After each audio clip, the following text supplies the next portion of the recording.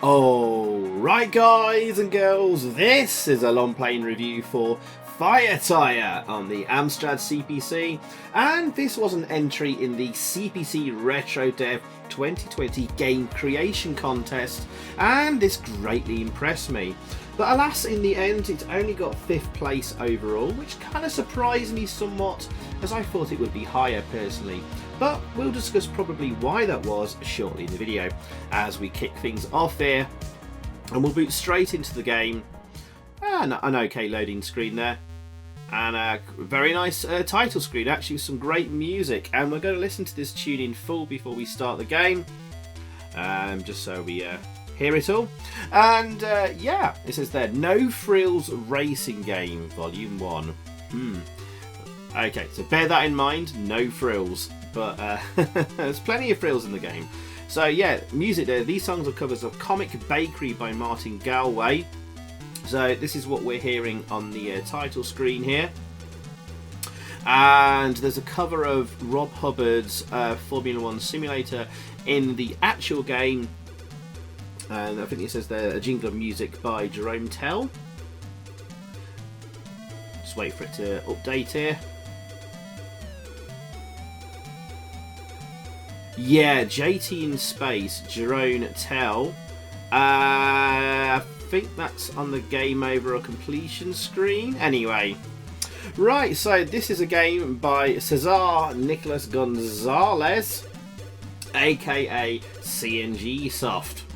And you may have spotted there, he said that it said something about this game was created very, very quickly for the CPCRetroDev competition. Apparently, according to his notes, you can find on his website cngsoft.no-ip.org, and in the manual for the game, that this was made in 7 days. Well, apparently last year's Epimetheus was made in 2 days, so that's an improvement, although I somewhat struggle to believe that well, when we see the game, it doesn't feel like this was made in 7 days to me, personally. But hey, if it was, wow, I'm impressed. But you may know Cesar from his other games. We'll go through them in date order. First came Justin in 2005, then came the big release, Bubble Bobble for CPC in 2011, a really highly arcade accurate port of Bubble Bobble. Because the original Bubble Bobble conversion for Amstrad was crap, in my opinion anyway, and a lot of people's opinions anyway. And after that came Frog-a-Lot, his first entry in the CPCRetroDev in 2015, that got 2nd. Higher Hair came next year, that also got 2nd. And you Duck Out in 2017, with Basket Cases that year in the CPCRetroDev coming 3rd in that one. And then in the 2018 CPCRetroDev, we had the fantastic adventures of Timothy Gunn, which only came 4th that year. That's nuts to me. Honestly, I thought that was the most fun and enjoyable game that year. And then last year he had Epimetheus or Epimeteo, which came 3rd. And this one dropped down a few places to 5th, believe it or not. So, well, wait and see. Let's actually have a look at the game then. And let's kick things off here. And wow, first impressions are great. I mean, this was literally the first game I played when I received the pack of CPCRetroDev games. I was judging fun, engagement and playability this year as one of the jurors on the CPCRetroDev panel, and I saw this was from CNGSoft and Cesar, and I just had to play this first, and I was blown away because look at the speed of this thing and how smooth and nice it runs for a driving and racing game.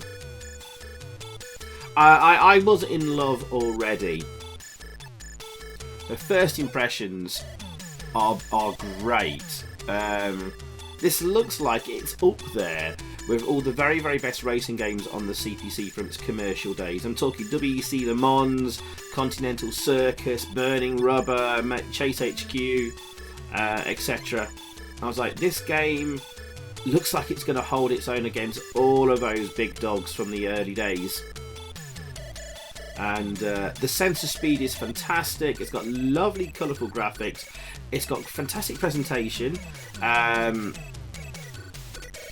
sprite scaling is really impressive, both on the your opponent vehicles and stuff at the side of the road. Again, fantastic sensor speed. And it's got like in-game music as well, which sounds bloody fantastic. But okay, so had a little crash there. Okay, so but the thing is, it's all rather a little bit simple, and he does warn you of that on the title screen when he says it's a no frills racing game. You're basically just constantly overtaking vehicles, and it's a checkpoint racer. So there's about 5 laps, and yeah, time is ticking down. You get a little bit of bonus time at the end of a lap, but that clock's getting lower and lower each time. And basically, it is really, really simple. I'm going around bends here at like maximum speed. You can see my miles per hour top right corner is 180 miles per hour, and I'm not doing the traditional thing in racing games of slowing down for the bend, hitting the apex, and then accelerating out of the bend, or even using brakes at all, really. Only when I'm having difficulty overtaking some tricky moving vehicles. But in terms of bends and stuff like that and physics, it's very, very different. It's it doesn't feel very realistic in any way, shape and form. This is a pure, very, very pure arcadey racer. So moving your car around the track, moving left and right, it feels like you're on ice. He sort of slides left and right, so a tiny little touch left on your joystick, and there's a big slide to the left. So when I'm going around bends, I'm kind of tapping the direction to hold myself on the road. It's really hard to explain without you need to play it for yourself, really. But it's, I mean, once you get the hang of it, which you will do fairly quickly, you'll be sailing around bends no problem and all that kind of stuff.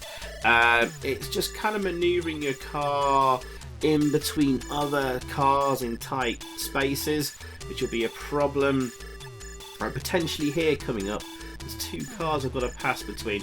I end up making a mistake, and actually this is quite bad start to my run. Actually, really, you don't want to have more than 2 or 3 kind of crashes. Oh, and by the way, if you hit the objects at the side of the road, you only get a small speed penalty. You don't go flying in the air, flipping over and going back to 0 miles per hour. You get a bit of a small speed penalty as long as you get away from it as quick as you can. So I'm just trying to get in between these 2. Oh well, we got to the end of the race anyway. That was the end of lap 5. And now we race this circuit at this track again, but in reverse. So this is the reverse. So there's 4 tracks in total, and you have to race them twice. One's going normally, and then one's in reverse, and then you move on to the next track. So there are basically 8 races in total, and they take a bit of time to complete as well, because there's 5 laps. So as you can see, guys, a fairly long play at around about 45 minutes. So I'm going to have to try and find things to talk about here. But yeah, I love the moving skyline background as well. As you go around bends, you'll see it like move left to right, and all is present for what you would consider a solid like arcade driving game. Like the distanceometer at the top there, showing you how close you are to the end of the lap.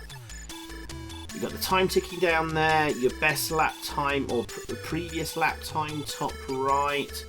That might give you a good idea how quick you need to go. For example, if you're on the penultimate, if you're on the last lap, and your previous lap was like 40 seconds. There's only 36 seconds left on the clock as you go over the line. For that next lap, then you know you've got to improve your speed. Score going up there. I've not actually paid attention to the score. Let's see if you get any score for overtaking a vehicle. I don't think you do. No, you don't get any score for bonus score for overtaking vehicles. That's interesting.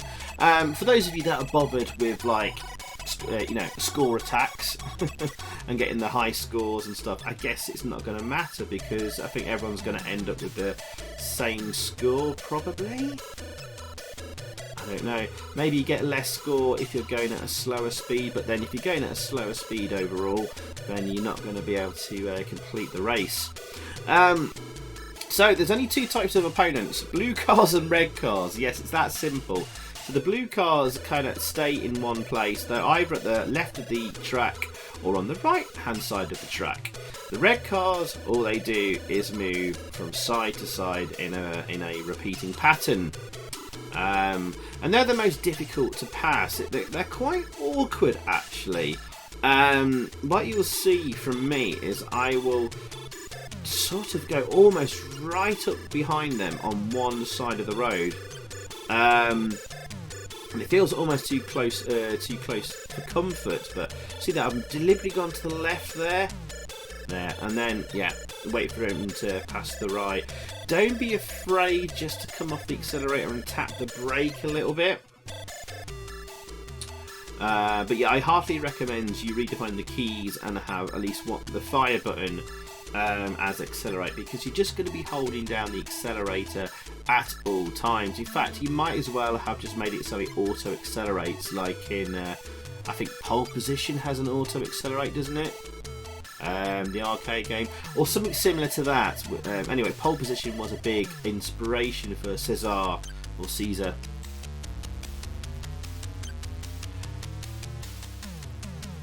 Yeah. So yeah, I'm kind of a little bit already running out of things to say, and I think that kind of points to kind of the problem with the game, and perhaps why it wasn't higher in the competition. Is that there's not much more to it, and we're not going to see anything particularly more exciting apart from when we move to the next racetracks. I think the difficulty increases just simply by having slightly more opponent vehicles on the racetrack and slightly more bends. There's no hills and dips sadly, but then again it looks like we're racing sort of Formula 1 type cars, so you wouldn't really have much bends and much dips and hills and stuff like that. Not in a Formula 1 racetrack, only maybe slight inclines and whatever. But there you go. Alright, that is the first racetrack done of 4. So on to the second one, and we get a nice new colour palette here and background. Racing in the countryside with a nice sunset there. I mean, there's some excellent coding here. So let's not take anything away because it's quite a simple game. First of all, we have to remember that, like we talked about with the induction of Oscar Z, the winner of the CPCRetroDev, in last week's video, the rules of the competition are this must work on a stock Amstrad CPC 464 without any expansions, so no extra memory or Dandanita cartridges or anything like that. So it has to load into an Amstrad CPC 464 in one go, so no multi-loads, and working 64K of memory most importantly. And that's the constraints and rules of the competition. So it doesn't leave, again, much space to do lots of extra clever stuff. For example, like, I don't know, maybe there wasn't much data left to do much more anyway. Perhaps with more exciting things on the track or more exciting races. Personally, I would prefer, with a game like this, especially if you're racing Formula 1 kind of cars, I would prefer it not to be like a checkpoint racer, rather you're racing for position. And this would have made more sense because you might probably will see me crash a couple of times on this racetrack, and maybe my speed will get really knocked down low, and you'll see that the cars you've recently overtaken will re-overtake you, or the cars that were just ahead of you before you crashed, when you got up to speed and caught up to them, it's the same cars in the same position. So it's like already, well, I don't know if this is true or not, maybe Cesar can confirm in the comments, but like the vehicles have already got their own positions already plotted on the racetrack, and it follows them round as they go. So essentially you might be lapping some of these cars. So it might have made sense to have a position system where you're racing for first position, like in Continental Circus or something like that. But sadly not, no. And perhaps better AI for your car opponents as well. They're dumb, they're just sort of sat in the same places. It feels a bit like one of those Tiger LCD games. And I'm thinking of like the Outrun Tiger LCD game I've got. You know, one type of car just stays in the same position in the track. The other types of cars, they will just sort of zigzag left and right, just like the red cars are doing here. So in terms of AI, it's sort of Tiger LCD level. But let's not take anything away from what's been produced here. There is some extremely skillful coding happening here. It is not easy at all to code a really good racing game. The mathematics involved just blows my tiny little mind. If you can imagine all the calculations that have to be made, and then to make the game more efficient on top of that, it's just massively beyond me. You have to be a real maths genius to write a very, very good road and racing engine, no question. In fact, Caesar goes into some details about that on his own website. We mentioned it earlier, cngsoft.no-ip.org. There'll be a link in the description below anyway, so you can go and have a read of that and see if you can wrap your head around it. I certainly struggled, so I'm not going to sort of read it out there and try and interpret it in my own way. It's just like, clever stuff that I don't quite understand because I'm dumb.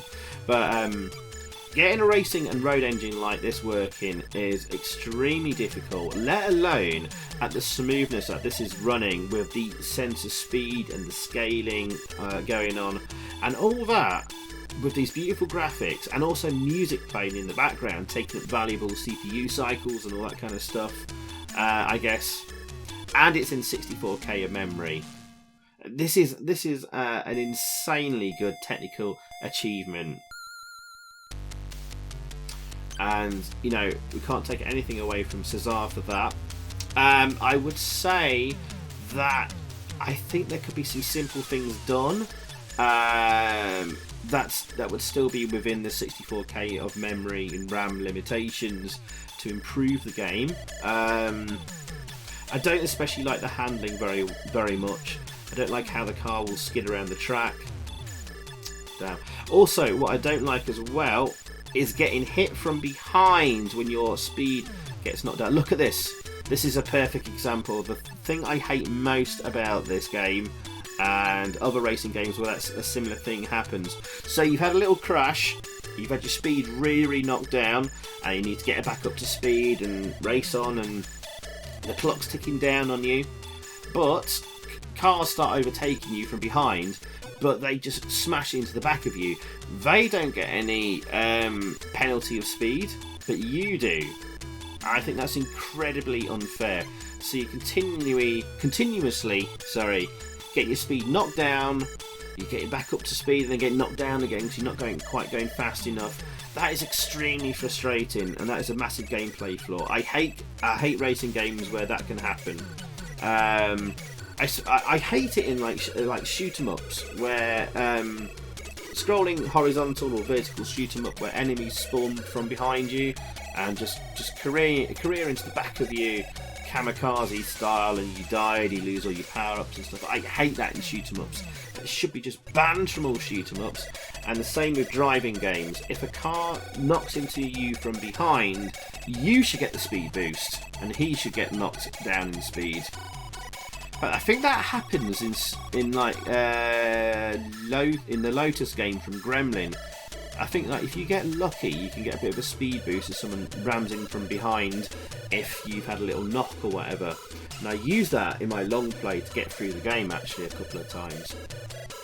So that is a mortal sin in driving games. That should not happen. But I guess Caesar either ran out of memory or just basically ran out of time, because he said himself in his own notes that this game was made in 7 days. And I kind of struggle to believe that, but I'm going to take Caesar's word for it. If so, I think that's probably his biggest problem. That he needs to give himself more time to work on these games if he wants to win the CPC Retro Dev. If he's happy with what he's produced and he thinks he's happy and this is like him done with the product and game and he's moving on to other things, that's absolutely fine. That's it. That's his decision to do so. But I really want Caesar to win. He's had so many fantastic games produced. Not just in the CPC Retro Dev as well, and he really deserves a lot more credit and recognition on the Amstrad scene.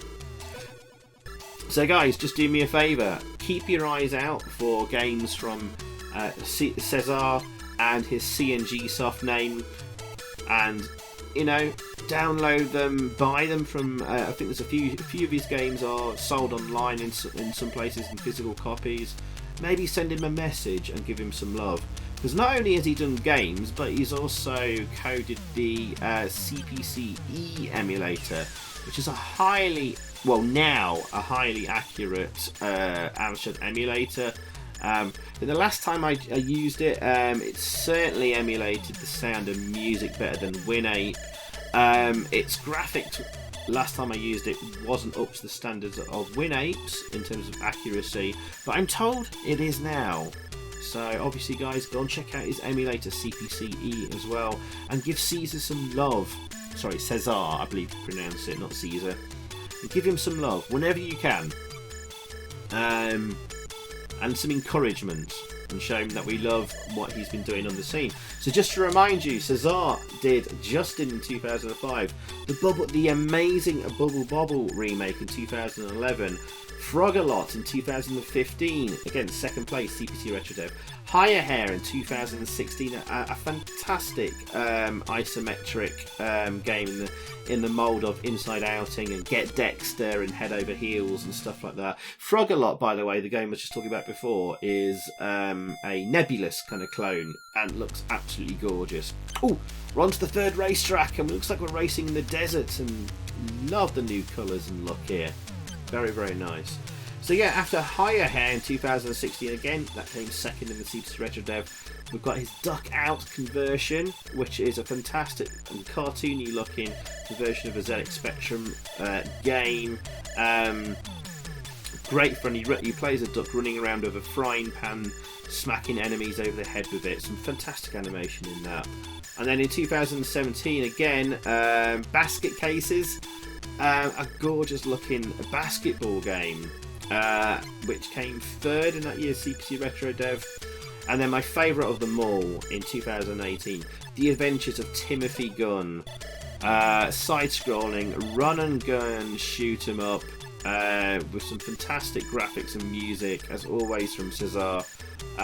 Plays very similar to the specky version of Stallone Cobra from the incredible Juffer Smith, but like this is the Amstrad version, and to be honest guys, it's better, it's more fun, and plays an absolute treat. That only came fourth that year in the CPC Retro Dev, which still blows my mind. But then again, there was games like Operation Alexandra and Profanation 2, etc.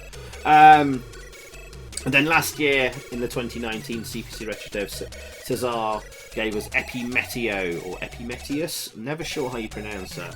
And that came third, but again, he claimed he did that in about 2 days. So, I really wish he'd give himself more time, because I think he did, and I think if he tweaked a few things in this almost certainly should have been in second place. Because this engine right here, the road engine, the driving engine, it's as good, if not better, than all the big games from the CPC's commercial heyday. I think it looks and moves better than Chase HQ. WEC Le Mans, there's more colours on the screen anyway. Continental Circus, it's up there. But in gameplay, unfortunately, it doesn't quite reach those heights on reflection. And maybe I was a little bit overexcited about it when I was judging it, because we only have a short time to judge these games in the CPCRetroDev, by the way, guys. Only a few days, which is not a lot of time to get through 35 plus games and give them lots of time and attention. So initially, this is fantastic, but gameplay deficiencies become apparent after a bit of an extended play. And I think maybe a couple of other games do deserve to be ahead of it, because it's just way too simple. It's just a bit of it's kind of like an unavoidable, but with fancy graphics and fancy music. And that's a bit of a shame. There's real potential here in Caesar's Code to make like the ultimate driving game on the Amstrad. Now, of course, we've got Vespertino from the Batman group, apparently around the corner anytime soon, hopefully. Maybe next year, who knows? But that looks absolutely amazing. But this is still fantastic stuff. It's just, don't be too down on it. But it's almost frustrating. There's a classic game here waiting to come out. It's nearly there. It's nearly there. And I just wish he had spent a lot more time on it rather than 7 days. Otherwise, you could have had one of, if not the best driving game on the Amstrad, because it's there. It could be done. I could see it in the code. But alas, 5th position this year. Actually, it may be a little bit tough for him, because there was you get in this year's competition, like every year, you get bonus marks for including a nod or a reference to. Oh god, look at this! This is where it loses points as well. Keep getting knocked back here. So you get a bonus points for making a reference to a famous game each year. This year, entrants got 25 points for including a gesture to Prince of Persia in their game. But the gesture has to be part of the gameplay. Oh, I just scraped through there. And I guess this was impossible to do for Cesar. I mean, how do you put a reference to Prince of Persia in a racing and driving game? It's it's going to be tough. But if he had, it would have put Fire Tyre 2 points behind 3rd place and 9 points behind 2nd. But would have got him 4th place anyway. Although, to be honest, guys, there was only going to be one clear winner this year in the adduction of Oscar Z. Check out my video from last week. Fire Tyre wasn't going to beat that, but he could have got 2nd. He could have done. But there you go. So I'll read out what Cesar had to say in his manual about the inspiration for this game. If that's of interest. It says the most important inspiration is Pole Position, 1982 from Namco, because it's the progenitor of all three-dimensional driving video games after all. The influence of the very famous Burnin Rubber from Ocean in 1990 is obvious, but I also had in mind Formula 1 Simulator from Mastertronic in 1986, that besides being a racing game is also the source of the song for Commodore 64 version by the unforgettable Rob Hubbard that I imitated for this occasion. And Pit Stop 2, 1984 from Epix, whose fixed camera and moving car perspective made it attractive to my eyes than the moving camera from other games. The remainder of the soundtrack is adapting 2 memorable themes from the Commodore 64 scene, Comic Bakery by Martin Galway, which we heard on the title screen, and JT in Space by Jerome Tell.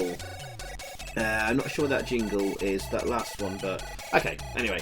And Cesar also goes on to say the title Fire Tyre is a variation of a common theme in titles of works based on automobile races, Hot Wheels, Burning Rubber, etc. Hence Fire Tyre. Ironically, nothing catches fire in the game. And there you go. I should point out as well, there's a slightly updated version of the game that you can get from Cesar's website than the one you can get from the CPCRetroDev site. Some very, very slight tweaks. Apparently, I don't think I can notice the difference myself, but there you go. But the version I'm playing is the one from the latest version from Cesar's website. And there's that annoying thing there of cars slamming into you from behind, slowing you down. So if you do crash, guys, the best thing to do is, well, to give you the highest chance of success of getting your speed back up, is try and get the car back to the very, very centre of the road. That way, you know you're going to avoid the blue cars coming from behind, because the blue cars are always either on the far left or on the far right of the track. But of course, those red cars can still get you because they're zigzagging left and right across the track. So that's very, very annoying. Okay, a couple of laps to go, and then we are on the final racetrack at last. I suppose I can sum up maybe a bit of a review here then. So, I mean, graphics are absolutely brilliant. A 9 out of 10 for graphics from me, maybe slightly higher. They're simple, but they're very, very effective. The car sprites look great, and there's some fantastic sprite scaling on the go there. I like the scaling at the side of the road of the objects, which I think do vary between the tracks a bit. I'm in real trouble overtaking that car there. The music is absolutely first rate, 9.5 out of 10. Maybe knock off half a point on that because they are cover versions of existing tunes. I would have preferred Cesar to make something original if possible, but hey, you know, nitpicking really. Controls. Well, the controls are responsive, but how the car handles is pretty odd. He does slide about far too much for my liking, and so gameplay, that affects the gameplay, and overall you're just overtaking the two same vehicles all the time, and of course racing against the clock as we just scrape over the line with 2 seconds to spare, and we're on the final racetrack now.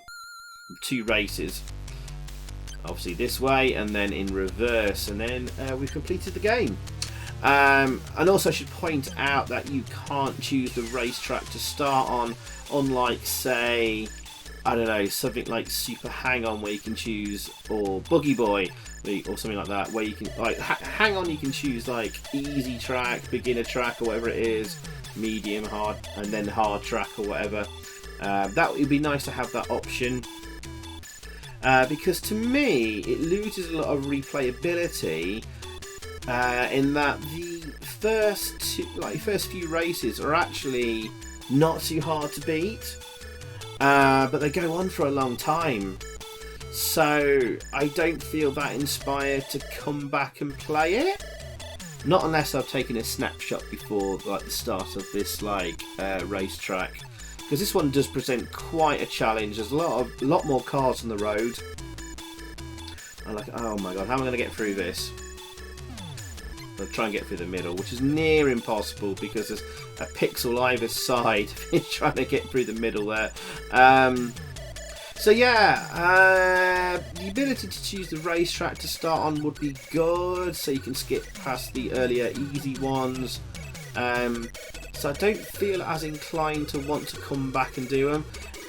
Even though the change in colours is nice, the racetracks all feel the same because they're just left bend, right bend. Sometimes there's more bends than the other racetrack.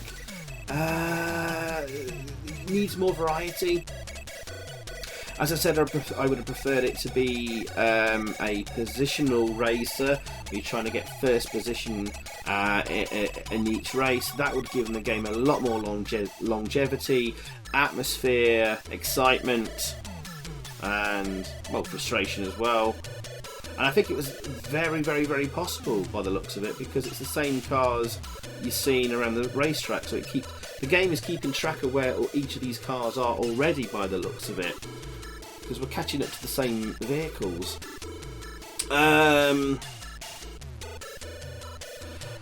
So yeah, I mean, in my category, this got second place for fun, engagement and playability, and I'm not sure, after playing it for this long now and doing the long play, it would get second over something like Promotion, or in the CPCRetroDev competition, and a few other games potentially.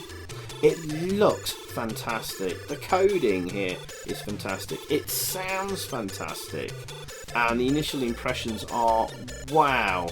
But it does fall short in the gameplay stakes. Far too overly simple, and not much longevity there. Especially now I've completed the thing, I don't feel much compulsion to go back and do more of it. So it's a strange one, it's a hard one to judge, and I don't want to be too harsh because I'm really appreciative of Cesar's work. It's all homebrew, and I feel kind of bad when you sort of nitpick a bit. We should just take it at face value and enjoy the game for what it is, and I absolutely love this.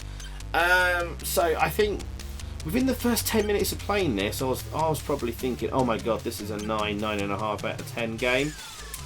On reflection, after playing it doesn't quite scrape 9 out of 10 for me. It'd be like an 89% or something like that. So I'd have to give it like 8.5 out of 10 up to maybe a 9. So that's my review score. And a bit of a summary there. Yeah, it's a hard one to judge really, and it feels a bit bad if someone's done it in. If someone like Cesar's done it in less than a week, that's even more amazing. And of course, guys, you have to remember this is for the CPCRetroDev competition. It's in 64K of memory. It loads all in one on the cassette. That's the other stipulation. And you can play this on your standard CPC 464. You don't need extra memory or any other expansions to get that. And I really hope that Cesar takes this code he's made and makes an even better racing game, because there's the potential there for Cesar to make the best racing and driving game on the Amstrad, and I believe he can do that. I believe in him.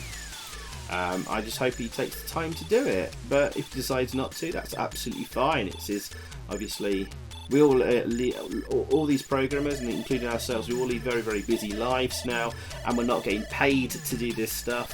He's certainly not going to make an absolute fortune out of making the greatest racing game ever on the Amstrad. But hey, if he ever made a physical copy of it, I would certainly buy one. And even a physical copy of FIRE TYRE, I would buy in a heartbeat. I still love this a lot, and it's definitely top 3 game from the CPCRetroDev. There you go. But it loses marks, of course, for that frustration there. That should not be in a racing game. Being overtaken but smashed into from behind, and you taking the penalty and not the other car. Lotus from Gremlin did it right, where it gave you a little speed boost.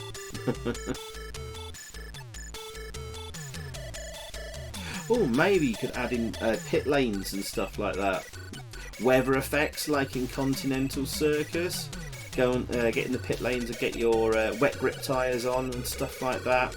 Maybe you could tune your engine. Maybe you could have more than high and low gear. I did forget to mention, guys. Sorry, yeah, there is high and low gear. So start in low gear, obviously, and when you see the speedometer get towards 90, and it's just over 90, make sure you're in high gear, because you won't go any faster than 100 in low gear.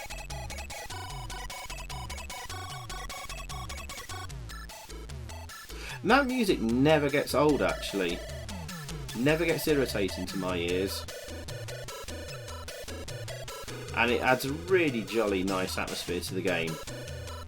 But then again, it is a Rob Hubbard tune, isn't it? Adverts for CNGSoft at the side of the rows there, just noticed. And why not? But I love the sunset-y kind of track here. It's perfect for like the final race on the game.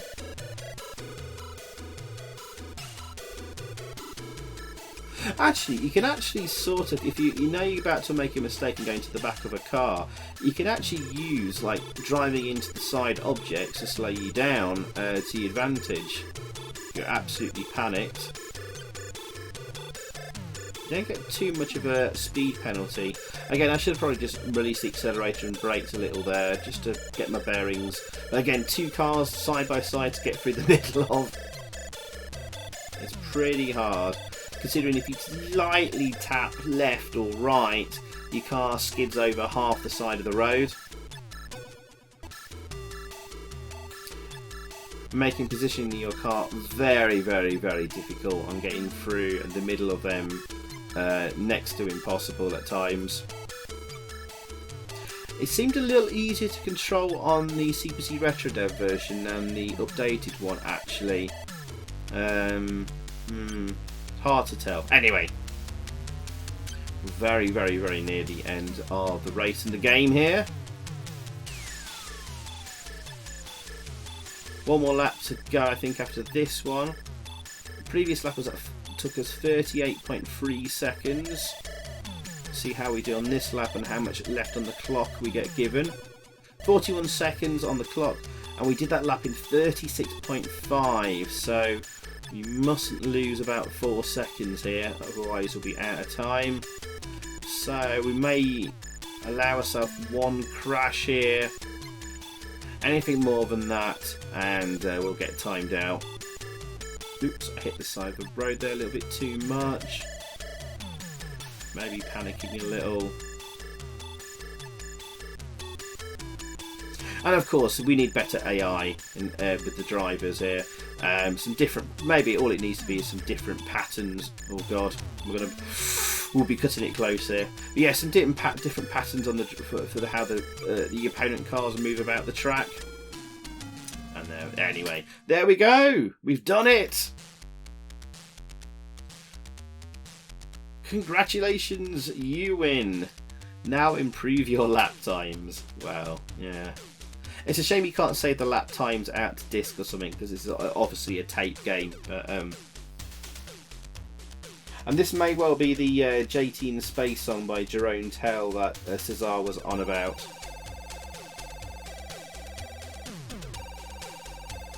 Well, there you go, guys. That was Fire Tyre. Another excellent product and game from CNGSoft and Cesar. Again, it just needs a bit more development time, a little bit more developing, and it really could truly be one of the best racing games on the Amstrad, holding its own up against Continental Circus, WEC Le Mans, Chase HQ, Burnin Rubber, and all those great racing games from the heyday and commercial golden days of the Amstrad. Sadly, it just falls short. It just needs a bit more development, and it could be there. So I hope, as I said earlier, I hope Cesar comes back and decides to do like an updated super duper version of Fire Tyre, or we get Fire Tyre Part 2 or whatever, a sequel, because there's the potential there to be like the best racing game on the Amstrad, at least until Vespertino comes along, if he ever does, from the Batman group. Let's hope and pray that does appear as well. But there you go.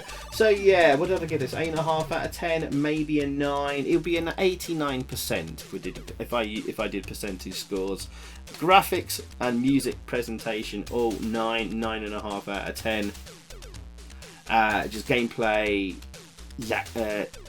lets it down a little bit. But as Cesar said, said on the title screen, this is a no-frills racing game. Anyway, guys, thank you very, very much for watching. I hope you enjoyed. Let me know what you think in the comments below, and I'll see you all again very soon.